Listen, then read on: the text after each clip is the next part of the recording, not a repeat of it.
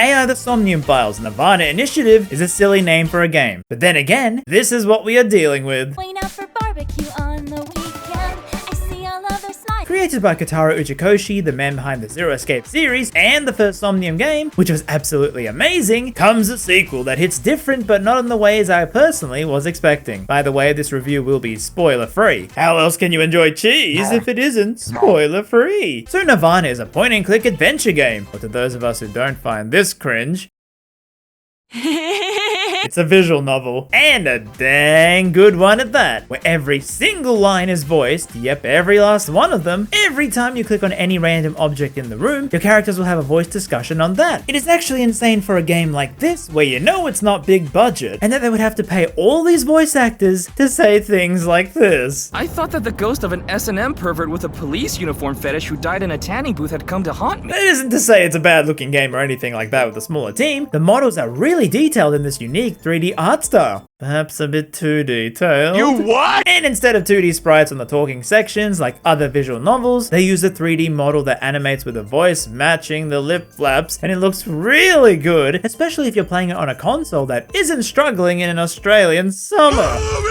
Now you don't technically need to play the first game to start here, as it's a time skip and they add in so many new characters that you won't feel lost, and maybe you might actually enjoy it more, because the biggest gripe I had with this game was how it changes the backstory of certain characters, making it hit less hard the emotional scenes of the first game. But then again, the majority of fans really like this one, so maybe just didn't click with me personally. What I do know is that it follows two protagonists, one being the daughter from the first game. You probably know her from being very happy in that one picture. Now you can play as Mizuki, where the other half of the game, you play as this guy.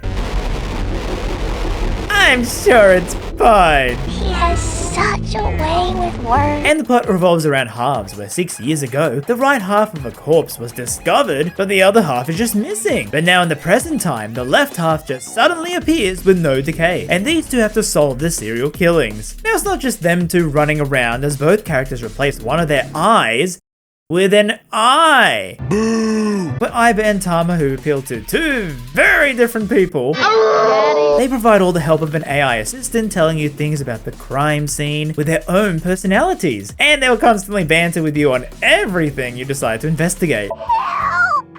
I've been flattened. Did you just hear something?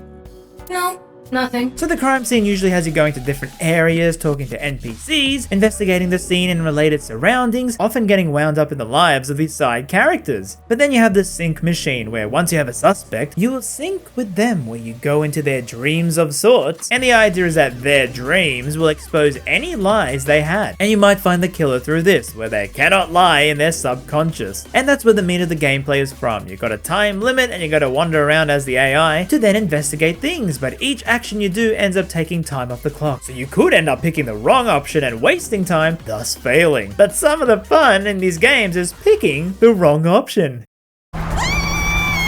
And it plays out exactly like the first game, so it's nothing new to old fans. What is new is this room where you can discuss things with your AI, and also dress them up because, you know, gotta sell them nostalgia skins, or whatever this is. Are we going to match? I don't get it. They did add this new feature being this virtual reality reenactment, yes, copying from the GOAT, where with a super powerful AI you can recreate the crime scene and then reenact what you think happened. I personally feel that this didn't add much compared to what the previous game did, as in it feels like you still would have got the same outcome if you didn't have this feature and they just did it like the previous game. There is also the wink sync feature, which you can mini sync with someone and see only 6 seconds of a person's past, but only a handful of these are actually mandatory. And there's also this Tamagotchi clone called iBally, where you can raise a mini pet to help you get outfits and counseling from your AI buddies. So then the main premise of the game is the dreams, where the story actually diverges depending on whether or not you do certain actions or things. But you can easily replay them once you have seen an outcome to its ending, as you will want to see all the endings for the true one, as you jump between perspectives of Ryuki and Mizuki. And they can be wildly different, these Somniums, with horrific deathscapes to absurd imagery, or just straight up a parody copy of Pokemon Go. Pokemon go to the polls. They also did add these keys which now explain what you should be doing in the Somnium instead of just bumbling around. But the main part of the game's appeal is the writing, which you see in the many scenes outside talking to characters, and since it's all voice acted, you can just sit back and watch as it feels like an interactive movie where you have to make some choices from time to time. However, I didn't vibe with these new characters in the game and how they were given a lot of screen time as opposed to the reoccurring characters, who when they appeared it felt like they were flanderized, as only one of their tropes was just blown out to their only trope. It's like I kinda wish they only did new characters in this game or had more of the reoccurring characters given more time, like having them solve another murder together. Sort of like how Danganronpa swaps out the characters between the games, or how Ace Attorney then keeps a lot of the cast between the games and gives only smaller roles to the new NPCs each chapter, and they don't end up being important by the end. And the game sort of feels like it was trying to appeal to fans who really love the first game, as with that you had a song number which was so cheesy, but it felt like it worked in that game. It felt earned. But here they do it again and it really doesn't work the second time, and a lot of it feels like, oh, you remember the joke from the first game? Well, here it is again, but more. But that could just be me. A lot of this game just didn't click with me, taking it as a direct sequel to the first game. However, we do know there will be a third game, and his social media is Sob the Girls. And it'll be interesting to see whether it will continue in this trend, and whether or not I will love only the first game of the trilogy, or it will go back to its roots and be like Ace Attorney, where the second game is seen as weaker, but then everyone loves the third game of the trilogy. I guess I also went in with a weird skewed expectation as to what I thought this game was going to be, where the first teaser had Mizuki playing Uchikoshi's first game, 999, and they were teasing with 9 TVs, and I got my hopes up thinking it was going to be like a crossover into the Zero Escape series, and my mind was waiting for that reveal, when it turns out it's just a bonus mode that they remade the first chapter of Zero Escape with the Somnium characters.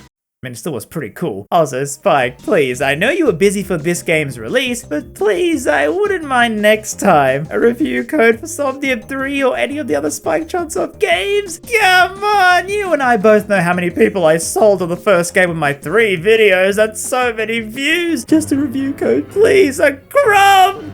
Or how about an actual sponsor where you give me money and I can? But I still appreciate that a game like this can be made, where you have one of the best iterations of a visual novel where everything is voiced for people who don't like to read a lot of text, and then appealing to people who love to click on everything in a point-and-click game, and the way it improves the visual novel as a brand, where you're not just reading text, you get to run around the scenes with the characters, and it feels a lot more real with its presentation. However, one criticism I did see the first game had, it was that a lot of the jokes were very lewd. And if that's not your thing, well, yeah, you're probably not gonna like this game too. The man loves those jokes, what can I say? But yeah, a lot of people love this game, so maybe you might too, where it all comes together in the end, everything you play through, the way it's revealed, it sure was something. And yeah, I would highly recommend playing the first game before this, or you can just watch my summary of the entire story. Yep, it'll explain the whole thing in 1 hour if you want that instead. I mean, 100,000 people can't be wrong. But when you get to this game, just remember,